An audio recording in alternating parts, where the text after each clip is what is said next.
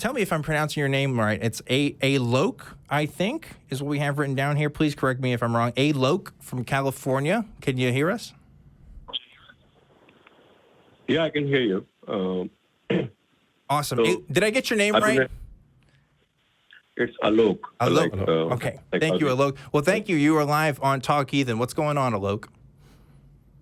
Yeah, so I've been an atheist for like 15 years, thanks to your show. I was science and engineering background, and basically that's what made me an atheist. So I can almost destroy most of the theist arguments like fine-tuning and evolution and all that. But the origin of the universe always confounds me, because there's also a thing like a logical possibility, right? Like if the road is wet, it could either be, or if your driveway is wet, it could either be the rain or someone sprinkled water there or the groundwater came out, stuff like that. But when it comes to the origin of the universe, there are not many possibilities left, right? Because if it's a multiverse, it gets into the infinite regression thing. How could something be eternal? And maybe the Big Bang was cyclical and we are in a cyclical universe, stuff like that. At some point, you have to realize, if you really appreciate the truth and all, that something should have created it. I'm not calling it God, obviously. It could be anything, but it cannot be magic, right? Something, and science, physics doesn't say anymore that something from nothing. I get that. But something should have and would have caused the initial creation. And I don't know how many logical possibilities are left. Yeah. And so, I mean, I understand intuitively how that can make a certain amount of sense, right? Well, you have this stuff. We don't know where it's from. There must have been something that have given us the stuff, right? Like that's kind of a boiled down version of that. But I think that it kind of just raises the question is, okay, well, who created that creator? And what created the things that made that creator? It's a never-ending, spiral of questions you can ask yourself. And really, if we say, well, there was a God who created everything, it doesn't actually answer as much as we might think, right? Because we don't know about the constituent parts of that God. We don't know how he works. We don't know anything besides, they were there at the point of origin, which is pretty much exactly what we know about the current Big Bang. You know what I mean? Like there was an origin point at some point. Okay. Or maybe not even that. Maybe it's a bit more complicated. But I think that kind of reasoning kind of digs into us more emotionally than it does rationally. In a sense, like we want there to be something ultimate and want there to be something more than that. But really, I don't think there's any particular reason why we should think it's a supernatural force or a force with any kind of intention or anything, unless it's been demonstrated otherwise, which I don't think it has. If anything, the universe has demonstrated itself to be pretty cold and pretty uncaring. Yeah. I don't know if there's any reason to believe why there's a force that has intention or has something. Yeah, and I think it's important to realize that. yeah, no, but what I'm saying is, let's say it's not God. We are being completely naturalistic.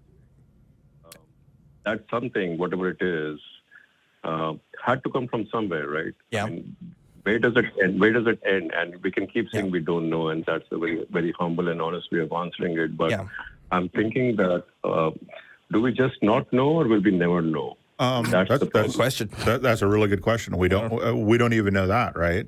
Here's the thing, Jim and I, we're not qualified to answer that question, honestly. But for real, it's like, there's so many new things that we've learned about physics and cosmology that in just the past decade that have completely changed the way that we think about the origins of the universe. What is going to change in the next decade and the decade after that? I'm certainly not qualified enough to make any predictions on that. And it might be a case where we may never really know, whether that's because we won't know because we might be brains in a jar, or if it's something that our physical limitations can't actually tell us anything more about the origins of the universe. I mean, that may be a possibility as well. But either case, we know more today than at any other point in human history, and we're still not that much closer to the idea of a God, really. Yeah. In fact, I think there's just the fact that we know about some aspects of cosmology have really completely upturned 99% of what religions have said have happened. Right. So I don't know. We're getting somewhere, right? Yeah. And Krauss has actually got a really good book called Something from Nothing. Yeah. And where he proposes a perfectly valid hypothesis of how something could come from nothing. Yeah. And he goes into great gory detail. And now there's just we need to do a lot more experimentation. We need to know a lot more about quantum mechanics than we do. but he actually has a plausible something from nothing. So even the something from nothing crowd we have a good hypothesis that is better than theirs. That doesn't raise more questions. So when you say God did it, the immediate question you raise is, well, who created God? Yep. That is absolutely valid. And if God can be infinite and God can exist for eternity, then why can't the universe? Yep. You have the same questions, right? Moving to God doesn't change any of those questions. Yep. But I think getting comfortable with I don't know and just saying, hey, we've got a lot of hypotheses out there and science is working on finding the answer. And the time to believe something is when you have enough evidence to warrant the belief. And there is no easier way than to say, get comfortable with I don't know. And if they're going to keep pressing you on it and you want to answer the questions, keep studying science. Yep. But you don't have to. You can just say, look, scientists don't know.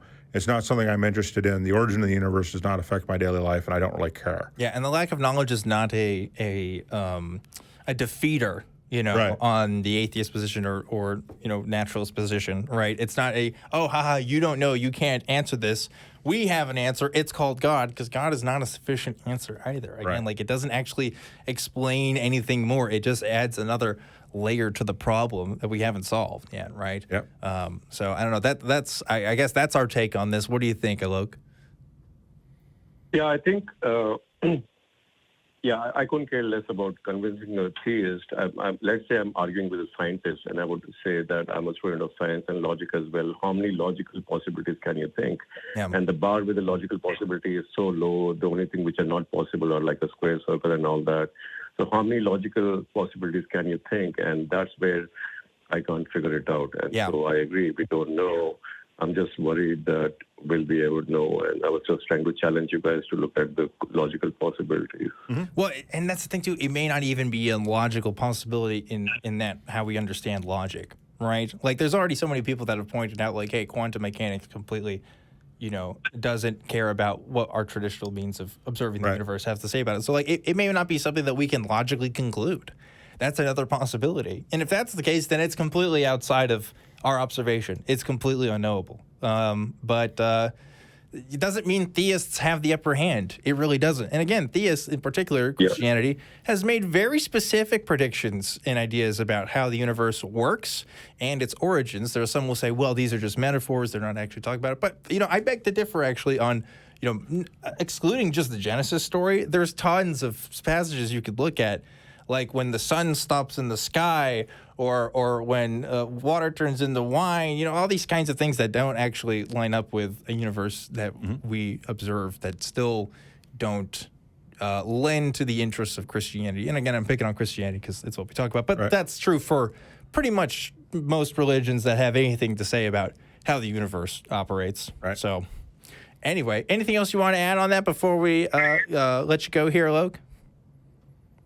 No, I think we're on the same page. I just get troubled by it because I don't have an answer for that. Yeah. But and it is troubling because we don't have an answer, but I would continue. I'd say there's lots of really, really good stuff on YouTube about before the Big Bang and on black holes and all kinds of interesting stuff on that topic. And it's all still hypothetical at the moment. So, and again, I would stress, we know more now than we used to. Yeah. That you could at least take solace in that. Again, more so than any other point in human history, you're going to have some information on that, which I think is pretty cool. But anyway, thanks, Alok, for calling in and giving us your perspective and stuff. I'm glad that we found some points of agreement.